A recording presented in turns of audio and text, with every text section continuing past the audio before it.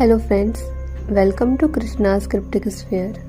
तो हमारा आज का टॉपिक है मुकेश मिल के बारे में। ये बात तो हम सभी जानते हैं, जहाँ बहुत बड़ी जमीन पर कोई बिल्डिंग हो और यदि अगर वो बिल्डिंग पुरानी हो तो उसके बारे में बहुत सी बातें सुनने को जरूरी मिलती हैं। अब इनमें से ज्यादातर बातें तो सिर्फ अफवाह होती हैं और उनमें से कुछ ही चीज वाकई में सच भी होती हैं, जो रियलिटी में काफी डरावनी और खतरनाक होती हैं, जहाँ पर जाने वाले लोगों की मौत भी हो जाती है। उनमें से ही एक नाम आता है मुकेश मिल का। सबसे पहले बात करते हैं कि मुकेश मिल आखिर बनी कब थी। मुकेश मिल आज के समय में तो पूरी तरह चुकी एक खंडर बन चुकी है। इसकी दीवारों पर काई लगी हुई है, छत भी एकदम टूटी फूटी है, दीवारों पर कहीं से भी पेड़ पौधे उग रहे हैं। और एक टाइम हुआ करता था जब मुकेश मिल भारत की सबसे बड़ी मिलों में से एक हुआ करती थी। मुकेश मिल अंग्रेजों के टाइम में 1852 में बनी थी। अब आप सोचेंगे कि मुकेश मिल में काम क्या होता था। तो मुकेश मिल में कपड़े का काम हुआ करता था। मुकेश मिल में कपड़े बनाए जाते थे और उस समय ये इंडस्ट्रियल वर्क बहुत ऊंचाइयों पर था। मुकेश मिल की जो लोकेशन है वो साउथ बॉम्बे में कोलाबा में थी, इसीलिए पहले इसे मुकेश मिल न कहकर कोलाबा मिल भी कहा करते थे। जैसा कि अंग्रेजों के समय हुआ करता था कि मिल मजदूर और मालिकों के बीच में हड़ताल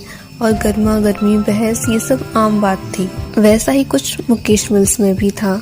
समय बीता, भारत आजाद हुआ और अंग्रेज भारत को छोड़कर चले गए, लेकिन मुकेश मिल रुकी चलती रही। जब ये मिल अच्छे से चल रही थी तो ऐसा क्या हुआ कि एक अच्छी खासी चलती हुई मिल भारत की भूतिया जगहों में से एक बनी। तो आइए जानते हैं कि आखिर ऐसा क्या हुआ कि मुकेश मिल एक भूतिया जगह में बदल गई। तो ये बात है 1970 के आसपास की, जब एक दिन मिल में शॉर्ट सर्किट की वजह से आग लग गई।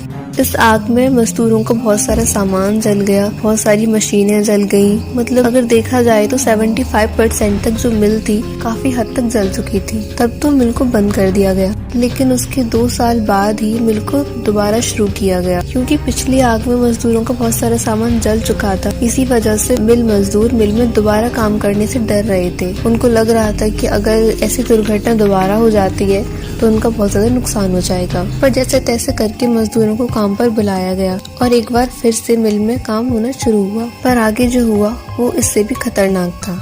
मिल के शुरू होने के कुछ ही सालों बाद लगभग 1980 के आसपास मिल में दोबारा आग लग गई। ये आग इतनी भयानक थी कि मिल का कोई भी कोना ऐसा नहीं था जहाँ की आग की लपटें न पहुँची हों। इस मिल का हर एक कोना, सभी मशीनें, छत, दीवारें सब जल चुका था। मिल एक खंडर बन चुकी थी, वहाँ पर कुछ भी नहीं बचा था। वहाँ काम कर रहे बहुत से मजदूर उसी आग में, उसी बिल्डिंग में फंसे रह गए और वहीं पर जलकर उनकी मौत हो गई। 1982 में इस मिल को बंद कर दिया गया। ये मिल तो बंद हो गई, लेकिन ऐसा कहा जाता है और बहुत से लोगों ने एक्सपीरियंस भी किया है कि मिल में जलकर जिन लोगों की मौत हुई थी वो लोग आज भी उसी मिल में घूम रहे हैं। उनकी आत्माओं को मुक्ति नहीं मिली है और उनकी आत्माएं आज भी वहीं भटकती हैं। 1982 के बाद इस मिल को फिल्म की शूटिंग के लिए किराए पर देना शुरू किया गया। कई सालों तक बंद रहने के कारण मुकेश मिल भूतिया खंडर जैसी ही इसी वजह से यहाँ पर बहुत सी हॉन्टेड फिल्मों की शूटिंग हुई है, जिसमें कई एक्टर्स,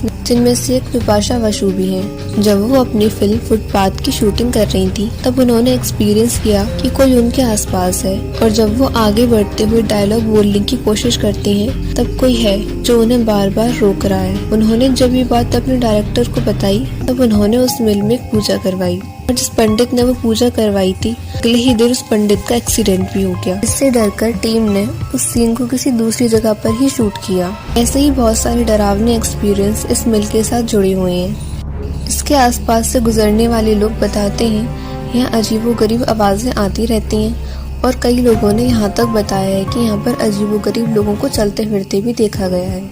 अगर बात अभी की करें तो मुकेश मिल का परिसर बिल्कुल शांत पड़ा हुआ है और उसके इस डरावने अनुभव की वजह से वहाँ से कोई गुजरना पसंद भी नहीं करता। तो चलिए आज की कहानी को यहीं पर ख़त्म करते हैं, और अगर आपको ये कहानी पसंद आई हो प्लीज़ लाइक एंड कमेंट करिएगा।